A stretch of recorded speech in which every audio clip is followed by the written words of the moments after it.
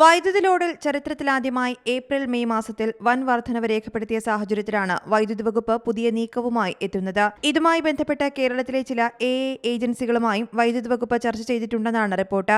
May മാസം ആദ്യത്തെ ആഴ്ചയിൽ 5797 മെഗാവാട്ടാണ് രേഖപ്പെടുത്തിയത്. സംസ്ഥാനത്തേക്ക് മറ്റു സംസ്ഥാനങ്ങളിൽ നിന്ന് വൈദ്യുതി എത്തിക്കാൻ 4200 മെഗാവാട്ടാണ് ലൈൻ ശേഷി. കേരളത്തിനകത്ത് ഉൽപ്പാദിപ്പിക്കുന്നത് 1600 മെഗാവാട്ട് വൈദ്യുതിയാണ്. ആകെ 5800 മെഗാവാട്ടാണ്. ഇതിനു മുകളിൽ രേഖപ്പെടുത്തിയ ലോഡ് ഷെഡിംഗ് മാത്രമാണ് പ്രതിവിധി. ഇത് ആവർത്തിക്കാതിരിക്കാനാണ് ബോധവൽക്കരണം കൊണ്ട് വൈദ്യുതി വകുപ്പ് ലക്ഷ്യമിടുന്നത്. മുംബൈയിൽ the Brihan Mumbai electric supply and transport undertaking സംവിധാനം നടപ്പാക്കുന്നുണ്ട്. അതിന്റെ പ്രവർത്തനം വൈദ്യുതി വകുപ്പ് ഉദ്യോഗസ്ഥർ പഠിച്ചുവരികയാണ്. ഈ സംവിധാനത്തിലൂടെ മുൻവർഷങ്ങളിൽ ഉപയോഗിച്ച വൈദ്യുതി ലോഡ്, ഇപ്പോഴുണ്ടായ വർധന, ഇത് കുറയ്ക്കാനുള്ള മാർഗം ഉൾപ്പെടെ എല്ലാം പറഞ്ഞു തരുമെന്നാണ് സൂചന. News desk Zee Malayalam news. പുതിയ വാർത്തകളും വിശേഷങ്ങളും ഇനി വിരൽ തുമ്പിൽ. എല്ലാ ഡിജിറ്റൽ പ്ലാറ്റ്ഫോമുകളിലും ഇപ്പോൾ സീ മലയാളം ന്യൂസ് ലഭ്യം.